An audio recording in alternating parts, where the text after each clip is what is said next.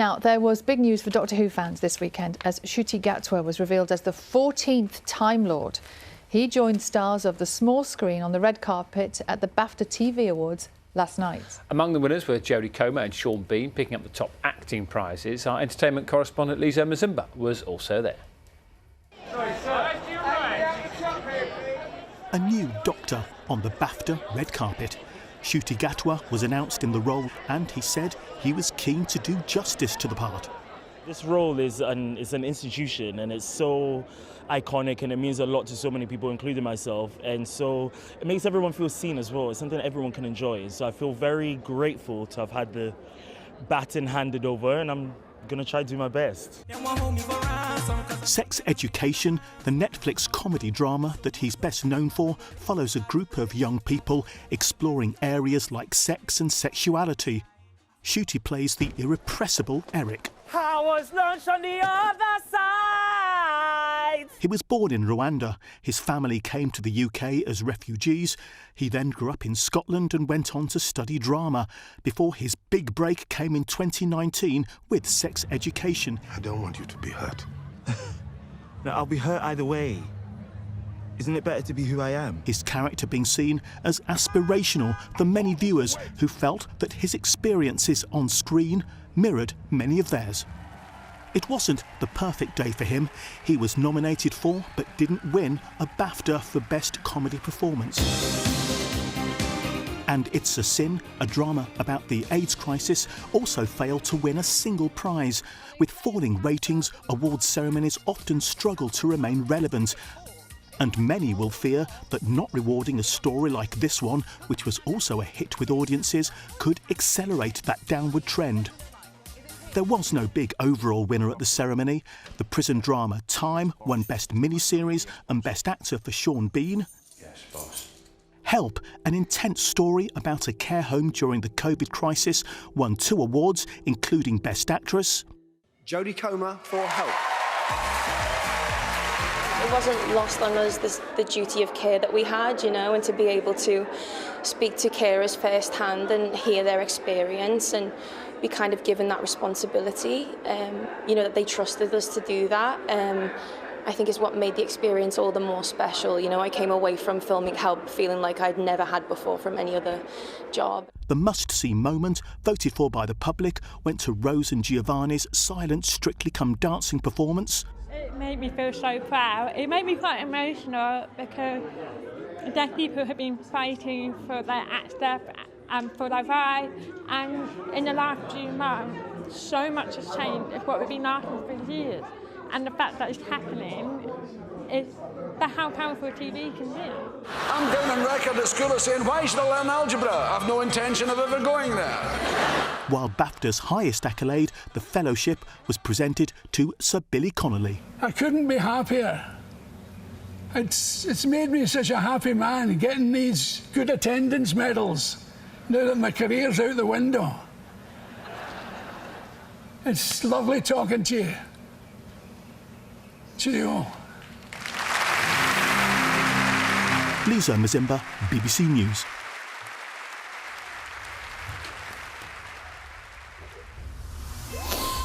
Oh, It's happening. just let that run for a bit. Do you love it? It's good. It's one of the classics. It's good, isn't it? Yeah, yeah. It's Doctor Who, in case you didn't know. I think there's a clue behind us. I definitely got that. Because, of course, Ncuti Gatwa will take over from Jodie Whittaker next year to become the 14th Doctor. Yeah. We're joined in the studio now by actor, comedian and huge Doctor Who fan, Toby Hadoke. Good morning. Lovely to have you with us. Nice to see you. What do you think? The right man for the job? Absolutely. I think it's terribly, terribly exciting. What you need from Doctor Who is somebody that's got classical heft. He's done Shakespeare at the Globe, who's a natural comedian, and Sex Education, you know, shows that, and the great versatility, and somebody who has something unique that they bring. So I think it's, you know, he's a wonderful melange of all the things that makes for a great Doctor Who. And that's your opinion. What about the Whovians? How have they reacted? I think the reaction's been pretty good. I mean, there's you occasionally get the sort of guff from the self-appointed grifters who want to make a little, you know, want to monetise umbrage for some Twitter hearts. But I think those are best ignored. I think generally all my friends who are all, crusty old codgers like me are absolutely delighted. And even more exciting than that, all my friends who sort of go, well, I don't really like Doctor Who, my kids will watch it, their kids and the younger generation, because Doctor Who gets you when you're little, and it shows you the joy of laughing at the things that terrify you and the joy of the imagination, and it gets you when you're young. And I think if it gets you when you're young, you're made when you get older. How important is it, though? We see, the new Doctor coming in. How important is it that he has the right support now in terms of other characters, other cast, and brilliant writers? Well, he's got a brilliant writer in Russell T Davies, who's making a triumphant return to the show. I mean, there's no better writer on television, really. So I think there's no fear. What's exciting is that Russell T Davies left on a high with David Tennant on, Christmas, New Year, massive viewing figures. He's got nothing to prove. It's just on the back of It's a Sin, which was a triumph. So I'm he's not going to repeat himself. He's too good a writer for that. So I've got the joy is of knowing it will be good, but not knowing exactly quite how. Is going to happen. Why? Yeah. Should we have a little listen? This is Russell T Davies explaining why Ncuti got the job. And it was the most blazing audition. It was our last audition. It was our very last one. We thought we had someone, and then in he came and stole it. And genuinely, I've watched Sex Education, loved his work, didn't quite know what we were going to get until I was in the room. And meeting you since, Ncuti, it's just going to be a joy. I'm properly thrilled. It's going to be a blazing future.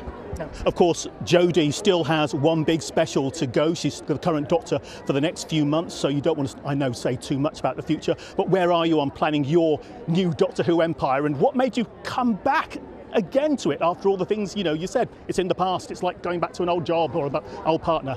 Well, it's a show that constantly renews itself. Look at Ncuti, look, here we are. And it's always, in my job, it's always the chance to work with new talent, like the It's a Sin cast. That's what drives me every day. And Doctor Who always has something new to say, and we're not giving away anything yet. I mean, Jodie's still the Doctor. We love Jodie. She spoke to her yesterday. She's so happy about this, but we're going to keep quiet, and it's all going to happen in 2023. Oh, I mean, that's a measure of the man to sort of go, actually, this person's still Doctor Who. This is, the heart to do that, and because he has a love for the programme and a love for television. And television is often made by people who are quite cynical about the medium. Russell T Davies is a creature of television and loves it, and is a populist intellectual who wants to make stuff of mass appeal. And it's a show about somebody who travels through space and time in a police box, and yet it's watched by millions of people and is, a jewel in the crown of the Christmas Day schedule or whatever. It shouldn't work. There's a crazy kind of alchemy about it. Jodie Whittaker is a brilliant actor. How do you think she'll be remembered as a Doctor?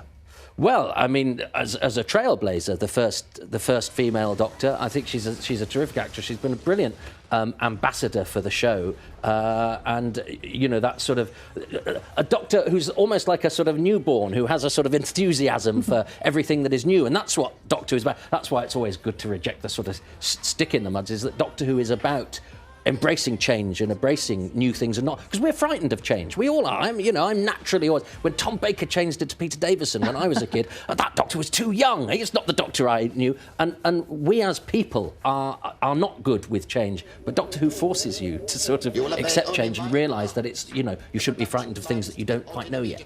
And isn't it interesting? You heard there from Russell T Davies that Ncuti actually stole the role from someone. Well, and they were having auditions. I'm going to make it my life's work to find out who that was. And also, you imagine that there's like some big committee somewhere, it's all done in secret, and they just pick a person, but they were auditioning. Yeah. And he's known since February, he said. Yeah. Now, imagine keeping that quiet. Isn't it? Yeah. You wouldn't go to the pub, would you? Yeah, not talk to anybody. Thank you very much. Your enthusiasm has bubbled over this morning. I'm sure there's a lot of other people very excited about the new series. Thank you very much. Thanks, Toby. Do stay with us. Plenty more to come here on Breakfast. Many of us have company, and we're talking about the new Doctor on the programme today. Number to call, 03700 100 110. Your reaction to the new Doctor. How big a Doctor Who fan are you? Any stories about meeting Doctors? Oh, here's one. Mr. B is in Whitchurch. Good morning, Mr. B. Regular caller to the show and contributor. How are you, Jace? How are you, Mr. B? Jace, how are you, mate? Yeah, good, thank you, Mr. B. How are you doing? All right, thanks. All right. Yes. So what happened when you met Eccleston? Obviously, he's my favourite Doctor Who because he's the only one who's brought me a beer. going down Canton to the butchers, and they were filming outside Chapter, because obviously Chapter's an old building inside, and it's got all the Victorian looks, and he was sat on the wall, and can't remember what time of year it was, but previously on some radio programme they had famous people whose birthdays it was, and it was his birthday. So as I come through, I remembered that, and he was sat on the wall. So I said, "Oh, Mr. Eccleston, how are you?" "Oh, okay." I said, "Happy birthday." And he sort of looked at me, absolutely stunned. I said, "We're going to come down to Butchers." I said, "It's only about 20 yards down here, and fancy a birthday pint." Next thing, he's down there with us. So, yes, he's my favourite Doctor Who. That's nice. He bought a couple of rounds. What, he actually sat with you and had a few beers? Yeah, he was in there for about an hour. I think any more, they would have had to cancel filming or whatever. So, the Doctor Who and the Drunken Daleks. You should have got a cameo role while you were there. No, I've been on enough. Been in enough trouble on the telly, thank you. No more. Okay. No more. Let's end that conversation right now. Mr. B, good to talk to you, my friend. Mr. B, Woodchurch in Cardiff. Right then, we've got Toby, who is waiting to talk to us, who is a massive Doctor Who fan. He's written books and documentaries about the series. Also presented a one-man comedy show called Moths Ate My Doctor Who Scarf. Good morning, Toby. How are you? I'm all right, Jason. How are you? It's so lovely to have you, Toby. Now, let's get some reaction then to the fact that Ncuti Gatwa is taking over from Jodie. Yeah, I think it's really exciting. Also, I loved Mr. B. That's a brilliant story. How cherishable is that? Well, also, I didn't know where he was going with the last part of his contribution, so I thought we had to leave it there. I think it was left beautifully hanging. I'm really excited by this. Just I didn't know what to expect following the first female Doctor. The choices were huge. Do you know what I mean? They could have gone in any sort of direction. Was it going to be another woman? Was it going to be a really established actor? Because we know they're trying to sort of, reinvigorate and relaunch the series in a way. Could have gone any sort of way. And there was talk of maybe Hugh Grant, somebody sort of older and with real sort of movie status. So I wasn't quite sure what to expect. And I'm absolutely captivated. I've obviously hoovered up all the footage I can of Mr. Gatwa since the announcement yesterday. What charisma and what elan, and he's a classical Shakespearean actor, but he's so funny in Sex Education, and also has that X factor that every Doctor has of bringing. He's got something he can bring that's unique to him, which is great. What is it about Doctor Who, Toby, that's loved not just in the United Kingdom but all around the world?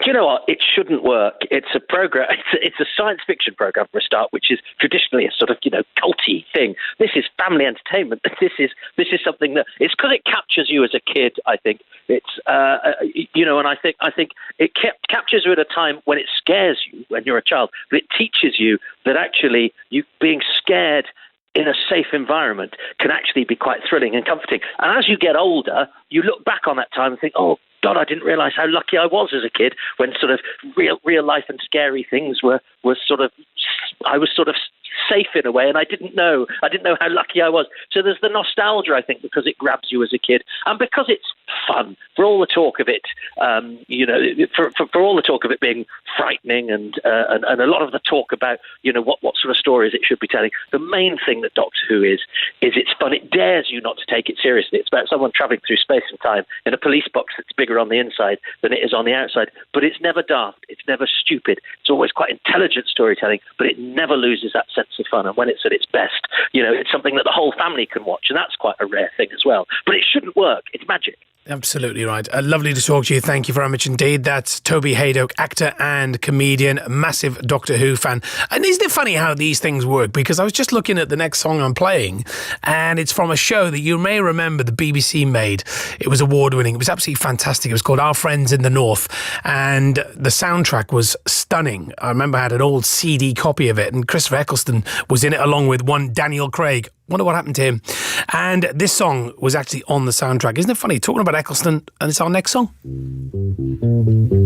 Heart on BBC Radio Manchester. It's Monday the 9th of May.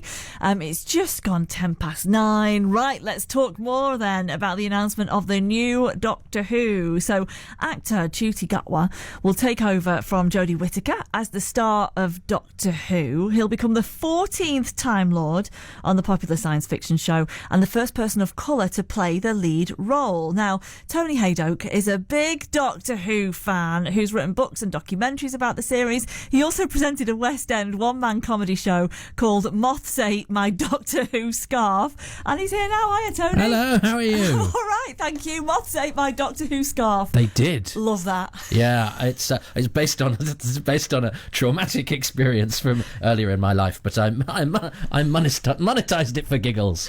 Good. Well, that's a good thing to do with it, isn't it? So listen, what do you make of this then? So many people might be listening thinking, I'm not actually too sure who he is. So who is he and what's his background? Well, isn't that exciting? Because in a way, I remember I had a similar feeling when Matt Smith was announced as the Doctor a few moons ago, when there was reaction to that as well, and my reaction was the same as it had been to my first change of Doctor hundreds of years ago when Tom Baker changed into Peter Davison. I was like, well, he's far too young, he's not my Doctor Who. And what Doctor Who teaches us, which we always forget, and I do it too, is to not be afraid of change, because of course we all have a fixed image of what our Doctor is, but of course, as you say, there've been 14. Yeah. And various different sort of side incarnations as well. Yes, and so that people don't write in, Jo Martin, who's a black actress from Holby City, has played an incarnation of the Doctor within Doctor Who without being a leading character. But I'm just saving you having lots of envelopes to open. Thank you very much for that. I do appreciate it. But I think it's really exciting because the national grid is going to be fuelled by the heat caused by the blushes of middle-aged men like me trying to persuade their family that we've got to binge Sex Education for the next week now because we've hitherto not watched it. This is what he's most known for, isn't he? The comedy drama Sex Education is where he's been spotted, and that's where he's made his name so far. Yeah, and what's great about that is that there's a huge youth audience for that, and it's really important for Doctor Who. Doctor Who is not a cult programme. Doctor Who at its peak is a family entertainment show at the heart of the schedule, and it's not by accident everybody knows what the TARDIS is and knows what a Dalek is, because it's not a thing for anoraks like me to sort of collude together in very small groups and enjoy. It is a mainstream family show. The anoraks like me, we do deeper dives and we research the history of the show and all that sort of thing. But the reason Doctor Who is so loved is because it's watched by people who don't like science fiction. Even it's beyond a science fiction show, and so it's important when you're casting the new Doctor, particularly in today's televisual landscape, to get somebody who has a profile with younger viewers, because Doctor Who gets you when you're young, and then you shouldn't really let it go. That's it. It's important to make sure you keep that younger audience and maybe a cooler audience, dare I say, with the appointment of him. Oh, well, look, I mean, I remember when Doctor Who came back in 2005, and it was very much seen as, the landscape of the spods, we weren't cool. And when Doctor Who suddenly became cool and the toy shops were full of it and you heard the music going and you saw kids running up and down, suddenly thought, this is a new feeling for me. I've never been cool before. And it's quite nice as well, because when it does become, because it goes in and out, it goes in phases of being sort of cool or not, and I suspect it's going to become very cool again, and I can sort of sit back and go, well, I think you'll find I liked it when people didn't think it was cool. And that's a lovely feling. Do you clearly are very pleased with this appointment. What about fellow Doctor Who fans? What's the feeling been generally, do you think? I mean, I'd braced myself a little bit, because the cultural discourse can be a little bit toxic at times in the darker areas of social media. I'd braced myself for a little bit of unpleasantness, and apart from the sort of usual suspects, the sort of, as I just said to somebody recently, grifters who monetize umbrage, who it's very easy to sort of, the appellation woke is sort of thrown about unnecessarily and inaccurately a lot of times. I don't know quite what I don't want to dwell too much on those people because because we shouldn't really give them the airtime. Well, indeed, and but I would sort of say, but if there's somebody legitimately at home who goes, but hang on, as far as I'm aware, Doctor Who's always been a white person. Well, yeah, Doctor. I mean, but Doctor, then she was a woman just recently. Well, indeed, and Doctor Who was conceived was a crotchety old man, and then the first change that happened was he changed into a Patrick Troughton, who was a sort of capering pixie, and then John Pertwee, a tall, elegant guy. So Doctor Who can be anything, and that's the beauty of the part, and I think the part of the casting always reflects the society that we are in. So I think this is only a good thing. What do you think Ncuti Gatwa will bring as the Doctor? Well, I mean, having not known an awful lot of his work prior to yesterday, I spent the day hoovering up interviews and footage. Yes. I mean, there's enough photos that show that whatever he decides to wear, the costume, he's going to have elan. He certainly seems to have charisma. I love the way he spoke in the interviews, very respectfully about the part and the part's history. That's very important, that somebody, comes in and is aware of the weight of the role, but then has the confidence of a brilliant actor to make it their own. The best Doctor Who's make it their own and have an indefinable magic about themselves that, Tom Baker took over from John Pertwee. John Pertwee was so established as the Doctor, the idea that anybody else could come in, and then Tom Baker landed from outer space, and you suddenly couldn't imagine anybody else, and it's because those actors bring with them an indefinable quality that is from them. So, and he seems to have a lot of charisma, a lot of sparkle. He's done Shakespearean acting at the Globe, so he's got classical heft, but he's also obviously a very gifted comic player, and those two things combined make for a great Doctor Who. Yeah, we had Boyd Hilton on earlier, the TV critic, and he says when he walks in a room, he's there. He's definitely got that presence, which, like you say, you need for the Doctor. Can I ask you about your partner, Cherry Lee Houston, who plays Izzy in Coronation Street? Now, listen, she was awarded an MBE in the 2022 New Year's Honours List for services to drama and people with disabilities. That must have been a proud moment for both of you. Well, she's awarded an MBE and she won a BAFTA last week, so I'm definitely the house's underachiever. But I bet she reminds you of that. I know more about Doctor Who than she does, so where is she today? It's amazing, and actually that touches upon what we've talked about, because quite often Shirley does so much work she could have easily sat on her laurels because she is an employed disabled performer. She could have easily been the only one in the village, as it were, but instead she's used her position. I admire her so much for this. She's used her position to improve the lot of other people who didn't have the break that she did, which was hard won, and she worked very hard for it, and she's a trained actor, but there is still always that sort of that undercurrent in some sort of national conversation about you see it. In fact, there was a disabled character in the last series of Doctor Who, and a national newspaper went, "Disabled girlfriend, that's a ticked box." And you go, since when has representation been a box tick? Now, if I get cast in something, nobody ever goes, "Oh, what sort of tokenism is that?" You just go, "Well, we've cast an actor who happened," because I am not othered, as it were. And when we get to the point where national newspapers don't make a suggestion that because of somebody's skin colour or sexuality or disability, they are somehow there for any reason other than that they're a skilled actor who's been given a job, that is when those initiatives won't need to happen to raise awareness and spread representation. So actually the very people moaning about it are the people who are the reason for it needing to happen. You are very right, and she plays Izzy in Corrie amazingly. Please do pass on our love to her, and congratulations. Well, I hope she's listening. I have to watch her winning awards.